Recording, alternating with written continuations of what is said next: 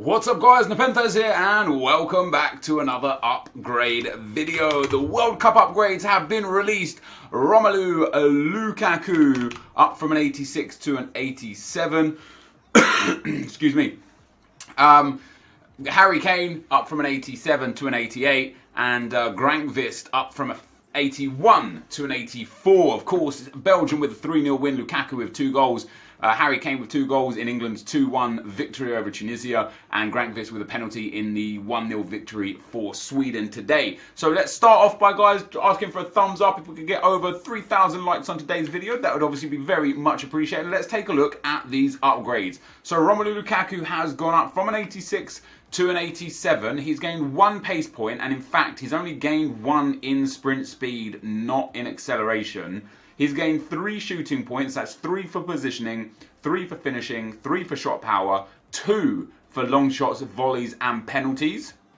He has gained 2 overall in the passing category, which includes 2 vision, 1 crossing, 1 free kicks, 2 short passing, 1 long passing and 2 curve. He's gained 3 in the dribbling compartment. However, his agility and balance sadly not altered that much. His agility is only up by 2, his balance only by 1. EA keeping that theme of keeping big guys with any sort of pace, with low agility, low balance. I have a feeling it's just to keep the gameplay relatively balanced.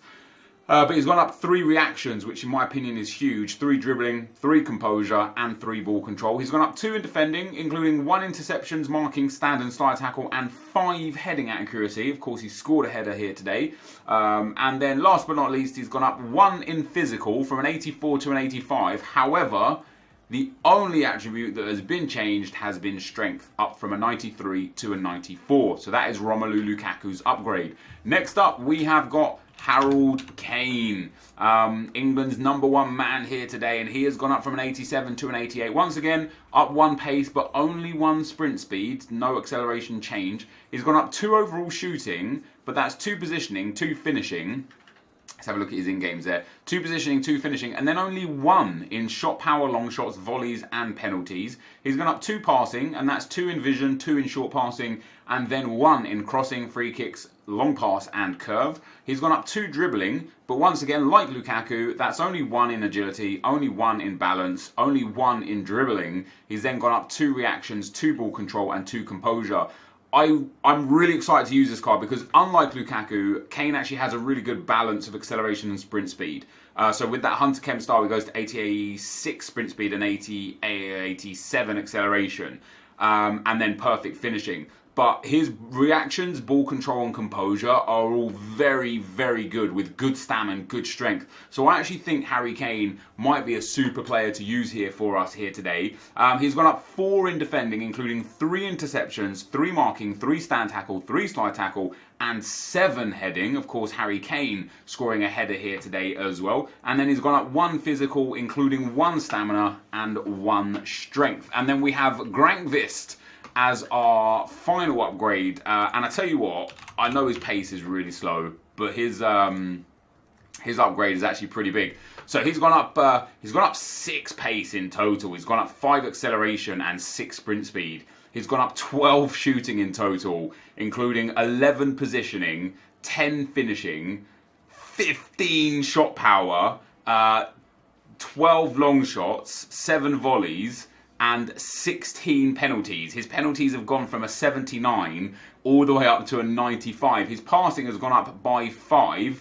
5 across the board by looks of things. 3 free kick accuracy actually. His short passing gone up by 6. His long passing up by 5. His dribbling has gone from a 57 to a 62. His agility up by 4. His balance up by 3. His reactions have gone up by 7. That's a massive increase there. His ball control up by 5. His dribbling up by 4. And his composure up by 6. And then his defensive stats as well have gone up dramatically. His interceptions up by 4. Heading up by 3. Marking up by 4. Stand tackle up by 4. And slide tackle up by 3. And his physicals have also gone up dramatically. His jumping up by 4. His stamina up by 4. His strength has gone up by 5, as has his aggression. So although his pace is really bad, everything else about him is really good. His defending and physicals are great. His reactions and composure are very good. He's got decent enough passing, and man, can he put a penalty away. So the team I built today, guys, we put in as many upgrades as possible from the EU that I've got anyway. So we've got Kante upgraded, Modric upgraded, Lukaku and Kane upgraded, Kolarov upgraded, Grankvist upgraded, and then just a few extras thrown in there. We're of course going to go into a game. We're in our third group game. It doesn't actually matter if I lose this game. As you can see, we're pretty much guaranteed qualification.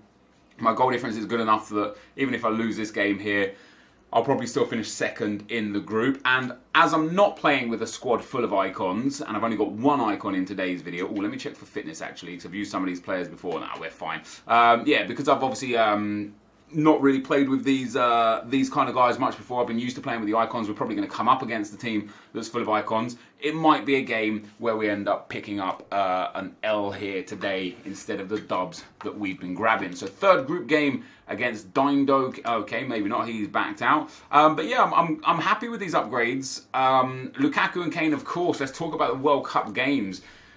Belgium, well, Sweden first of all, good performance against South Korea. Probably would have liked to have scored a few more goals. They had a lot of chances. South Korea, although had a fair bit of possession, I don't even think I remember them making like a great chance. Why can't I get a game here? Why are people backing out? It's World Cup group game. So yeah, I think Sweden stole a victory there. But with Belgium, obviously the first goal from Dries Mertens, and what a finish that was as well. Who got the assist for Lukaku's? De Bruyne and Hazard. So yeah, the first goal for Dries Mertens was very, very good. This is the guy that just backed out. Okay.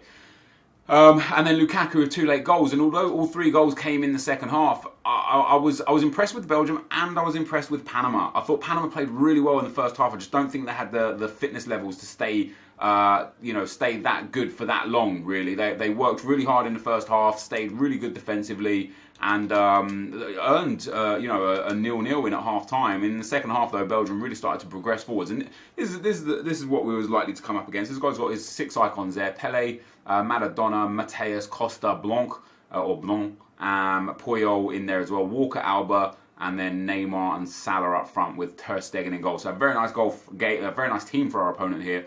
Hopefully we'll be able to pick up a win anyway. But yeah, Belgium looked good.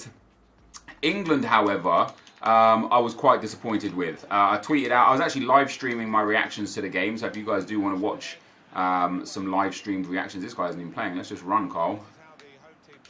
Is this guy seriously? Oh, here is Kane, first touch of the ball. Yeah, so is he gonna? Am I gonna? Is this gonna? Why did it? I'm so confused.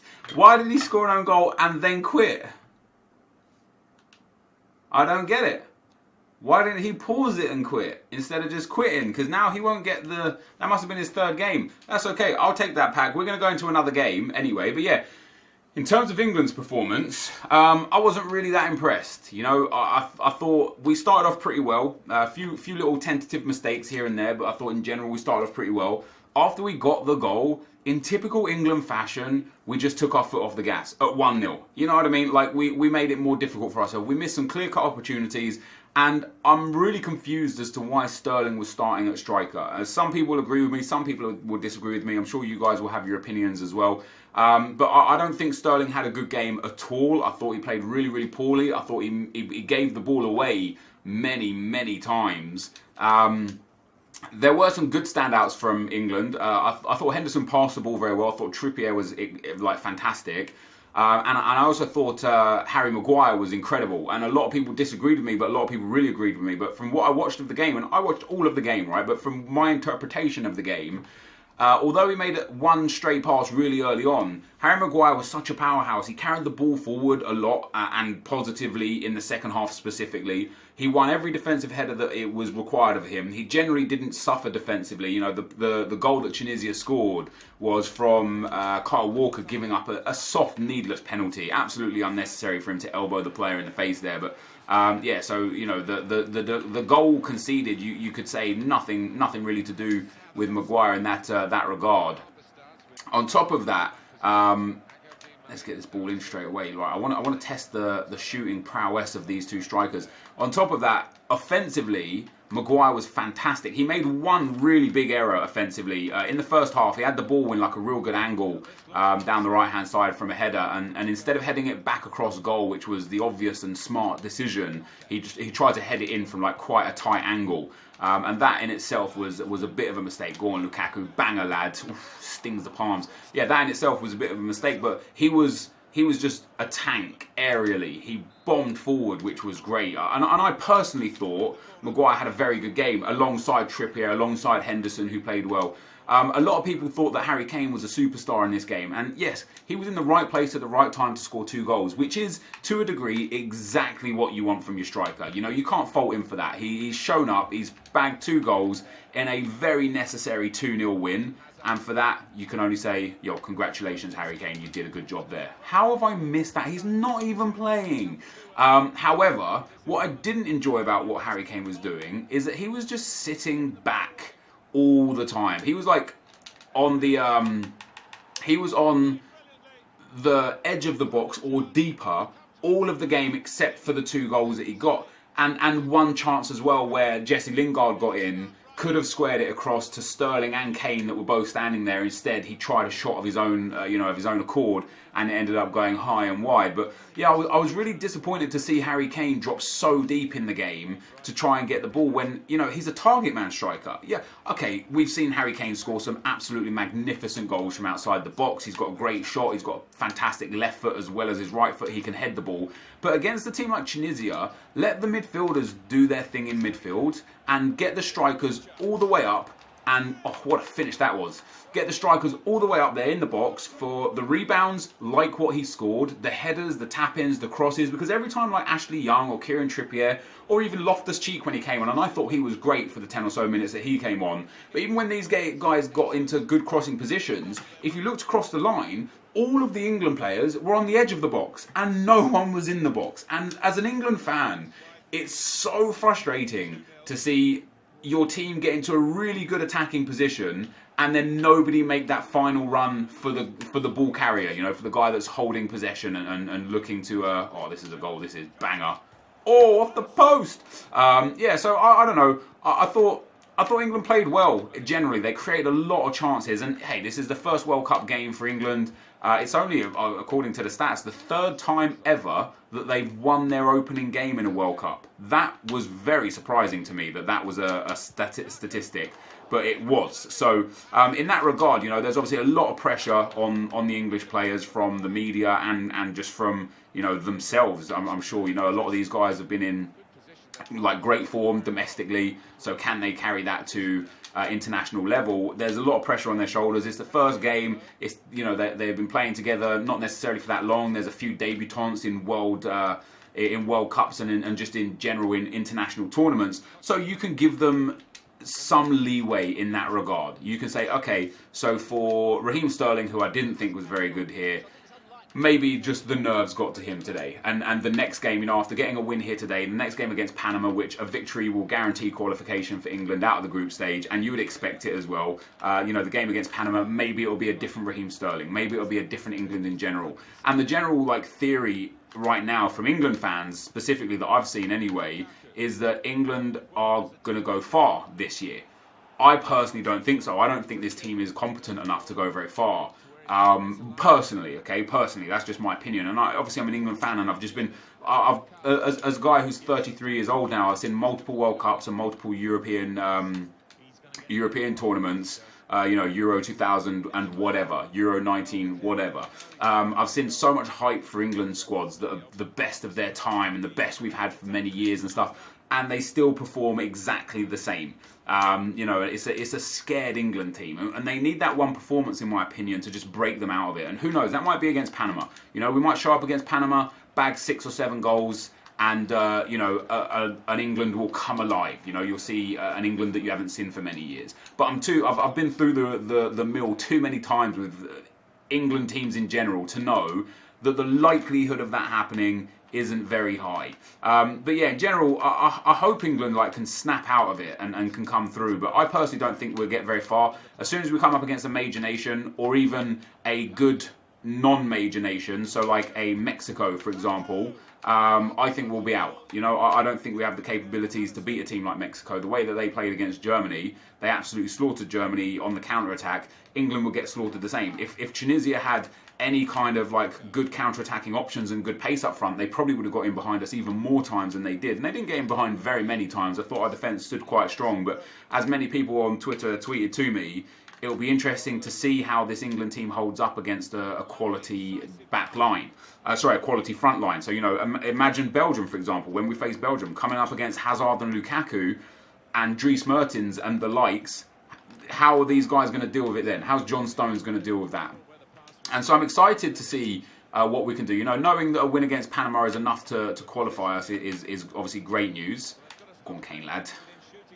Oh, that could be a goal there. Woo, Kane's finishing is clean. Yeah, you know, that could be good news because it could just really relieve the pressure whilst playing against Belgium and again, allow England to just relax. And maybe that win against Tunisia late in the game, obviously, will be the catalyst that really does spur this England team onto the next level. But me personally, I can't see it. But yeah, I'm interested to hear your thoughts on the game, how you think it went. As I say, for me personally, I don't think England played great. I thought we created a lot of opportunities, but I think you could see the nerves and the typical England faltering under the pressure against Tunisia. However, a lot of people think that this was a good game for England because it's a game where they ended up winning when they don't, you know, when these are the games that they usually like falter in. For example, Iceland 2 years ago, you know, that could have been this Tunisia game could have been another Iceland. We could have drawn 1-1 and now there's all of a sudden crazy pressure when playing against Belgium. We could have lost 2-1 and now all of a sudden, you know, goal difference is going to be determining whether we go through or whether Tunisia go through.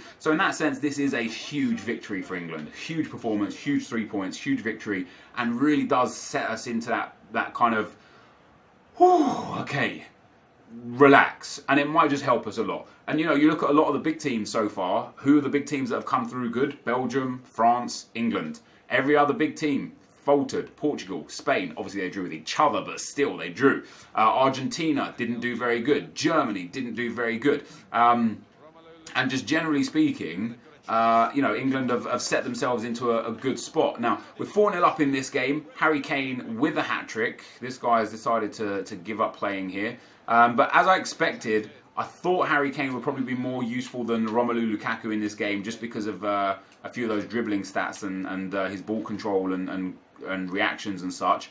And it does feel like that has been the case. Lukaku has had a few opportunities that he hasn't taken. Now, if this guy's not playing at all, is he just going to get... Do they have like that kick-off thing where after a certain amount of time of not playing, you just get kicked out of the game? Because if he does, that would be great. Let's get Lukaku a goal, though. There we go. So 5-0 leading into half-time. Of course, we've got a win in game one, the own goal. So we get 3 packs to open after this game right here. The fact that this guy has given up playing, though, guys, I'm not going to waste any more of your time. So I will be back when he either quits or gets kicked out of the game. The fact that he's just dribbling in a straight line makes me feel like he's just put his control to a point where it's just going to be... I bet he just aims this right. Yeah, he's literally he's put his control like this so he doesn't get kicked for inactivity. He's like rested something on it or rested his control at an angle so he doesn't get kicked for inactivity. So I will be back, guys, at the end of this game because this guy is quite clearly not playing. And just to prove that, I'm going to not tackle him here and we'll watch Paul Pogba just casually run the ball out of play for a goal kick. So I'll be back at full time, guys. We'll get our 3 points. We'll get our pack. And yeah, we'll see how it goes. I'll be right back. Alright, guys, here we go. This guy has literally just done nothing for the rest of the game. We should have a full time here. There we go. So we get ourselves the 3 points back in the group stage. Of course, I will be rinsing and repeating the group stage. I won't be playing through the World Cup. Not with teams. Not until we got like a really nice upgraded team. How about that? But Harry Kane did great for us this game. Romelu Lukaku there with 3 assists to the big man and a goal for himself.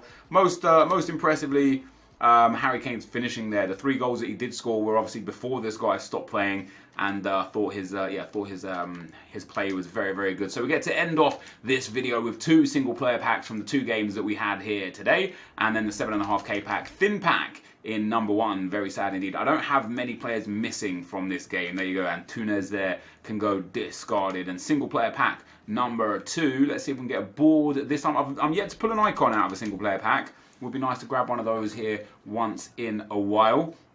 That, however, is a player that we didn't currently have already. And then to end things off today, guys, don't forget, if you could drop a thumbs up on the video, it'd be much appreciated. We get our final 7.5k pack. 3 boards. Could be a good pack for the group stages. Portugal, goalkeeper. Why couldn't it be Ronaldo? I need Ronaldo. He's the one that I still don't have. We're going to have to wait until his SBC comes out, unfortunately, to get him into the team. But that's actually a good pack. I'll send Rui Patricio up to the trade pile. I don't need the rest of the guys. This is going to be the end of the video, though, guys. Thank you for watching. I hope you enjoyed it. If you did, be sure to leave a like, rating, comment, and subscribe to my channel if you haven't already. But for now, guys, I'm out. Peace.